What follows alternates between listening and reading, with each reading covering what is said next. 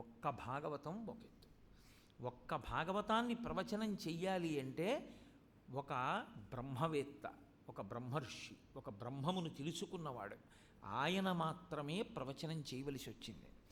అది కూడా ఎవరికి ప్రవచనం భాగవతం అంటే మృత్యుభయంతో ఉన్నవాడికి కాదు, నేను ఏది వింటే మళ్ళీ పుట్టనన్నవాడి కోసం చెప్పవలసి వచ్చింది.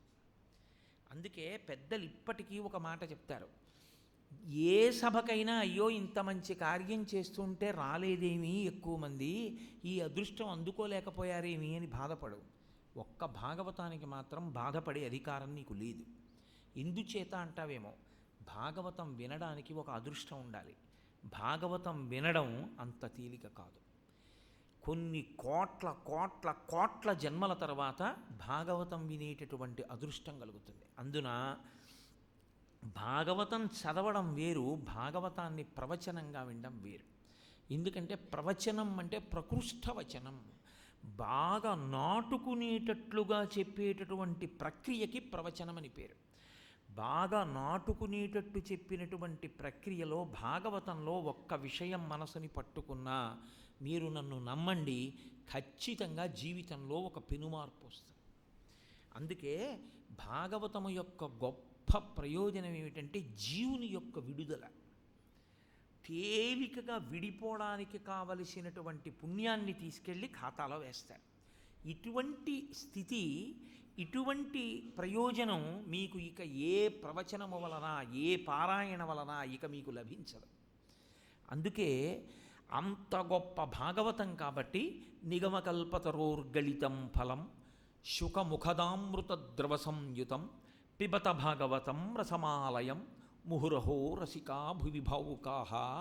అటువంటి భాగవతాన్ని జుర్రుకోవయా, జుర్రుకుని నీ జన్మలో సౌభాగ్యాన్ని పొందు. అయితే మనకి ఆంధ్రదేశంలో ఒక గొప్ప విశేషం, రామాయణాన్ని వింటే మీరు సంస్కృతంలో ఉన్న రామాయణాన్ని మాత్రమే వినాలి. రామాయణాలు చాలా ఉన్నాయి. అందుకే లోకంలో ఒక నానుడి ఉంది, ఏదో రామాయణం చెప్పాడండి ఆయన ఇంతసేపు అంటారు. ఏదో రామాయణం చెప్పాడండి అని ఎందుకంటారంటే రామాయణమునందు మనసు రమించని వాడు ఎవరు ఉండడు. రాముడు సీతమ్మ అంటే మనసు రమిస్తుంది. రమించిన ప్రతివాడికి రామాయణాన్ని వ్రాయాలనిపిస్తుంది, కొంచెం వ్రాయగలిగిన శక్తి ఉంటే రాయాలనిపిస్తుంది. కాబట్టి ఎన్ని రామాయణాలు వచ్చాయో లోకంలో, ఇన్ని రామాయణాలు వచ్చినా అవన్నీ చదువుకుని సంతోషించడానికి. రామాయణం రామాయణంగా మీకు ప్రయోజనం అందించగలిగినది ఒక్క వాల్మీకి రామాయణమే. అదే సత్యం. అందుకే మీకు ఎప్పుడైనా రామాయణం యొక్క పారాయణ ఫలితం కావాలి అంటే వాల్మీకి మహర్షి విరచితమైన రామాయణాంతర్గతమైన శ్లోకములను వినడం వల్ల, పారాయణ చేయడం వల్ల వస్తుంది తప్ప ఎంతటి మహాత్ములైనా వాళ్ళు చేసినటువంటి అనువాదములకు వాల్మీకి రామాయణ శ్లోకమునకున్న శక్తి లేదు. జయత్యతి బలో రామో లక్ష్మణశ్చ మహాబలః రాజా జైతి సుగ్రీవో రాఘవేణాభిపాలిత అని జయమంత్రం ఉందనుకోండి, దాన్ని ఆంధ్రీకరించిన వారు లేకపోలేదు, ఉన్నారు. కానీ మీరు ఆ పద్యాలు చదువుకుంటే జయమంత్రానికి ఉన్న శక్తి వస్తుందా అంటే ఒక్కనాటికి రాదు. ఆదిత్య హృదయాన్ని ఆంధ్రీకరించారు, కానీ ఆదిత్య హృదయం అంటే వాల్మీకి కృతమైన ఆదిత్య హృదయమే. అంతేగాని ఎవరో ఆంధ్రీకరించిన ఆదిత్య హృదయం చదువుకుంటానండి అంటే ప్రయోజనం ఉండదు దానికి. కానీ భాగవతం విషయంలో మాత్రం తెలుగువాడన్న ప్రతివాడు సంతోషించవలసినటువంటి ఒక విచిత్రం జరిగింది. 12 స్కందములతో కూడుకున్నటువంటి వ్యాసప్రోక్తమైన సంస్కృత భాగవతమునకు ఎంత శక్తి ఉన్నదో ఆంధ్రీకరింపబడినటువంటి భాగవతానికి అంతే శక్తి. రుక్మిణీ కళ్యాణాన్ని సంస్కృతంలో ఉన్న శ్లోకాలు చదివితే ఏ ఫలితం వస్తుందో, పోతన గారు ఆంధ్రీకరించినటువంటి రుక్మిణీ కళ్యాణం పద్యాలు చదువుకుంటే అదే ఫలితం వస్తుంది. అష్టమస్కంధం గజేంద్రమోక్షంలో వ్యాస భగవానుడు చేసిన శ్లోకములు విన్నప్పుడు ఏ ఫలితం వస్తుందో, ఆంధ్రీకరించిన పోతన గారి యొక్క పద్యములు చదువుకున్న వాళ్ళకి అదే ఫలితం వస్తుంది. అంటే అసలు భాషకు ఒక దివ్యత్వం వచ్చింది. ఇప్పుడు అసలు భాగవతాన్ని అనేక భాషలలో ఆంధ్రీకరింపబడి ఉండవచ్చుగాక, ఆంధ్ర భాగవతానికి ఉన్న ప్రశస్తి ఈ దేశంలో ఉన్న ఏ భాషలో వ్రాయబడినటువంటి భాగవతానికి లేదు. ఇది తెలుగు వాళ్ళమైనటువంటి మనమందరం కూడా అత్యంత ఆనందం పొందవలసినటువంటి విషయం. శుకుడు ఎంతటి కారణజన్ముడో మహానుభావుడైనటువంటి పోతనగారు కూడా అంతటి మహితాత్ముడు. నాకైతే ఒక్కొక్కసారి అనిపిస్తుంది, పరదేవత ఈ లోకంలో సాధన చేసుకుని తరించవలసినటువంటి వాళ్ళని కొన్ని కోట్ల కోట్ల కోట్ల కోట్ల మందిని సృజించి ఆవిడికే విసుగొచ్చి ఉంటుంది. ఏమిట్రా వీళ్ళందరూ మోసపోసినట్టు ఒకలాంటి వాళ్ళే, పుణ్యపాపాలకి కట్టుబడేవాళ్ళు.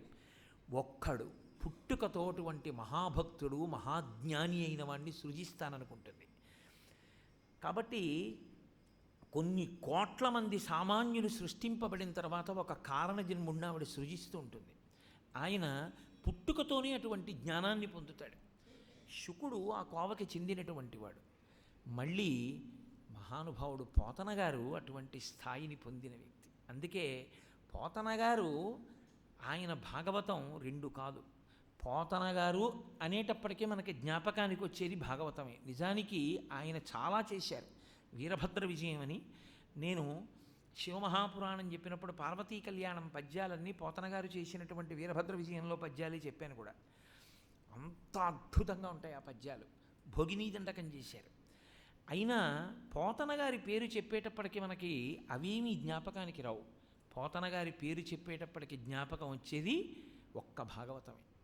అసలు పోతనగారి భాగవతంలో ఒక్క పద్యం కూడా రానటువంటి వాళ్ళు ఈ గడ్డ మీద ఉండేవారు కాదు పూర్వం. ఎంత ఈ పద్యాలు రాని వాళ్ళు కూడా ఎవ్వని చేజనించు జగమెవ్వని లోపల నుండు లీనమై ఇలాంటి పద్యమో, నీ పాద కమల సేవయు నీ పాదార్చుకల తోడి నెయ్యము లాంటి పద్యమో, ఏదో ఒక పద్యం పోతనగారి చేత రచింపబడినటువంటి భాగవతంలో ఉన్నటువంటి పద్యం నాలుక మీద నర్తించినటువంటి వాడు తెలుగువాడు కానే కాడు. అంత స్థితిని పొందింది పోతనగారి భాగవతం. బహుశः అటువంటి స్థితిని ఇంకా ఏ గ్రంథమూ పొందలేదు.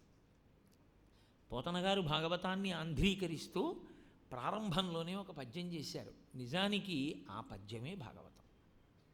అసలు యథార్థంగా మాట్లాడాలంటే ఆ ఒక్క పద్యాన్నే వ్యాఖ్యానం చేయడమే భాగవతాన్నంతటినీ వ్యాఖ్యానించడం.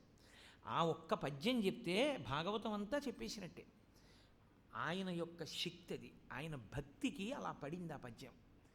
ప్రారంభంలో శ్రీకైవల్య పదంబు చేరుటకొనై చింతించెదన్ లోకరక్షైకారంభకు భక్తపాలన కళా సంరంభకున్ దానవోద్రేక స్తంభకు కేళి లోల విలస దృగ్జాల సంభూత నానా కంజాత భవాండ కుంభకు మహానందాంగన డింబకున్ అంటూ మొదలుపెట్టారు.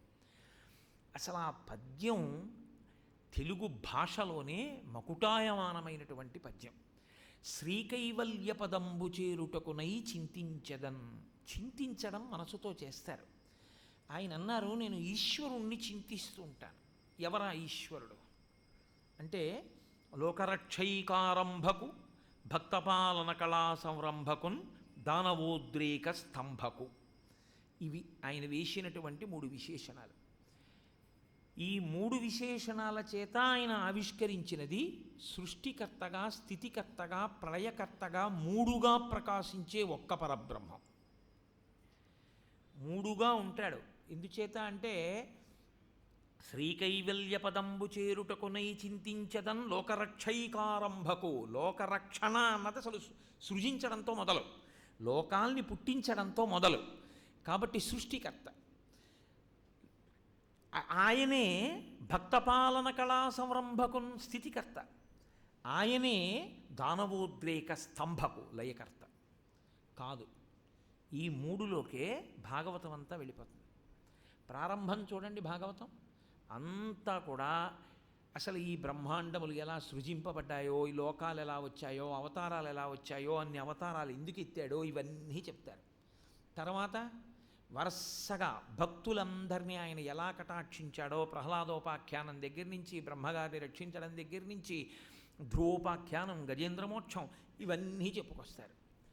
రాక్షస సంహారాలు, హిరణ్యకశప సంహారం, హిరణ్యాక్ష సంహారం దగ్గర నుంచి రాక్షస సంహారాలన్నీ చెప్తారు. కాబట్టి ఇప్పుడు భాగవతం అంతా ఏమైంది? ఇందులోకే వెళ్ళింది. జ్ఞానంగా చూస్తే కేళిలోల విలస దృగ్జాల సంభూత నానా కంజాత భవాండ కుంభకు. ఏ మహానుభావుడు ఈ లోకములనన్నింటినీ సృష్టించాలి అని అనుకున్నప్పుడు మహాకామేశ్వర స్వరూపమై సృష్టించాలన్న ఒక్క కోరికతో ఇలా చూసేటప్పటికీ సృష్టి జరిగిందో అటువంటి వాణ్ణి, అంటే ఆయనే మాయ చేత నామరూపాత్మకంగా ఉంటాడు. ఉన్నది ఒక్క పరబ్రహ్మమే. కాబట్టి కేళిలోల విలసదృగ్జాల సంభూత నానా కంజాత భవాండ కుంభకు మహానందాంగన డింబకున్. ఆయనని రాశీభూతమైనటువంటి వాడిగా చూస్తే, ఒక రూపంతో చూస్తే ఆయనే కృష్ణ పరమాత్మ. మహానందాంగనా డింబకున్. ఎందుకని నందుని యొక్క భార్య, నందుని యొక్క అంగన యశోదాదేవి. ఆ యశోదాదేవి యొక్క డింబకుడు కొడుకు. మళ్ళీ చిత్రం ఏమిటి, మహానందాంగన ఆ వేసేటప్పుడు నందనుడు అన్న శబ్దం ఎవరికి వర్తిస్తుంది అంటే కొడుక్కి వర్తిస్తుంది. అందుకే కొడుకుని నందన అని పిలుస్తారు. యశోదానందనుడు, కౌసల్యానందనుడు, కైకేయీ నందనుడు. ఎప్పుడు కొడుకుని పిలిచినా నందన. వాడు వీధిలో వాళ్ళకి సంతోషం ఇవ్వడానికి ఏదైనా ఒక ప్రత్యేకమైన పని చేసి సంతోషాన్ని ఇవ్వాలేమో, కానీ వాడు పుట్టగానే సంతోషిస్తారు తల్లిదండ్రులు. అమ్మయ్య కొడుకు పుట్టాడు రా అంటారు. ఆ కొడుకు పుట్టాలని ఎన్ని నోములు ఎన్ని వ్రతాలు చేస్తారో కూతుళ్ళున్నా కూడా. కాబట్టి వాడు పుడుతూనే అమ్మయ్య కొడుకు పుట్టాడని ఒక పెద్ద తృప్తిని తండ్రికి తల్లికి ఇచ్చాడు. కాబట్టి వాడు నందనుడు. మహానందాంగనాడింబకున్ అని ఇక్కడ అన్నప్పుడు ఆయన నందుని యొక్క అంగన అయినటువంటి యశోదాదేవి యొక్క కుమారుడు ఒక అర్థం. వేరొక అర్థం అది కాదు. ఆయన ఎవరు? ఆ పరబ్రహ్మము. అంటే అసలు ఏ భేదము లేనటువంటి స్థితిని పోతన గారు తీసుకొస్తున్నారు. లోకంలో ఆనందాన్ని కొలుస్తారు. మనుష్యానందము అంటే మనిషి పొందగలిగిన ఆనందానికి ఒక పరిమితి ఉంటుంది. బ్రహ్మమును ఆనందించడం వేరు. మనుష్యానందము అంతకన్నా గొప్పది ఏదో దేవతానందము, అంతకన్నా గొప్పది ఇంద్రానందము, అంతకన్నా గొప్పది బృహస్పతి ఆనందము. అలా ఆనందాల్ని లెక్క పెట్టుకుంటూ వెళ్ళిపోతే చిట్ట చివర ఉండేటటువంటి ఆనందము ఇక లోకమునందు వేరొక వస్తువు లేకుండా ఇందాక నేను దక్షిణామూర్తి గురించి ఆవిష్కరించినప్పుడు చెప్పినటువంటి ఒకే ఒక పదార్థముగా నిలబడి అనుభవించిన ఆనందం ఏదున్నదో దానికి బ్రహ్మానందం అని పేరు. ఇప్పుడు ఆ బ్రహ్మానందాన్ని కూడా దాటిపోతే ఉండేటటువంటి స్థితి మహానందం. దాన్ని మహానందము అంటారు. ఆ మహానందం ఎవరు అంటే మహానందాంగన ఎవరంటే అమ్మవారు. అందుకే ఖడ్గమాలలో అమ్మవారికి ఒక నామం ఉంది, మహానందమయీ అని. మహానందాంగన పరదేవత. ఆ పరదేవత అందరికీ తల్లి. సౌందర్యలహరిలో శంకర భగవత్పాదులు ప్రతిపాదన చేస్తారు, రణీజిత్వాదైత్యానపహృత శరస్త్రై కవచిభి అని. విష్ణు భగవానుడు కూడా ఆమెకి కుమారుడుగానే ఉంటాడు. అటువంటి మహానందాంగన అయినటువంటి పరదేవత యొక్క డింబకుడు. ఆ మహానందాంగన కొడుకు ఈ కృష్ణుడు. ఎలా అయ్యాడు? కరాంగుళి నఖోత్పన్న నారాయణ దశాకృతి. అమ్మవారు ఇలా అంటే 10 అవతారాలు వచ్చాయి. ఇప్పుడు దశావతారాలు అమ్మవారి గోళ్లల్లోంచి వచ్చాయి కాబట్టి మహానందాంగన యొక్క డింబకుడు కృష్ణుడు ఒక అర్థం. అప్పుడు ఏమైంది? పోతన గారు ఎవరిని స్తోత్రం చేస్తున్నారని మీరు అనుకోవాలి. పోతన గారు పరమశైవుడు. ఆయన గొప్ప శివభక్తి తత్పరుడు. ఆయనే కాదు, ఆయన తండ్రి గారి పేరు కేసన, ఆయన తల్లిగారి పేరు లక్కమాంబ. లక్కమాంబ గారి పేరు మీద ఆయన ఒక పద్యం చేశారు భాగవతంలో. అందులో ఆయన అంటారు, మా అమ్మకి 2 తెలుసు. ఒకటి మా నాన్నగారు అయినటువంటి కేసన ఏం చెప్పారో అది చేయడం, రెండవది పరమేశ్వరుడు గురించే చింతన చేస్తూ ఇంటికొచ్చిన వాళ్ళని ఆదరించడం. ఈ 2 తెలుసున్నటువంటి మహాసాధ్వి లక్కమాంబ. అందుకుని నేను మిగిలిన ఆడవాళ్లతో మా తల్లిని పోల్చలేను అన్నారు. అంత గొప్ప తల్లి లక్కమాంబ, అంత గొప్పవారు కేసన.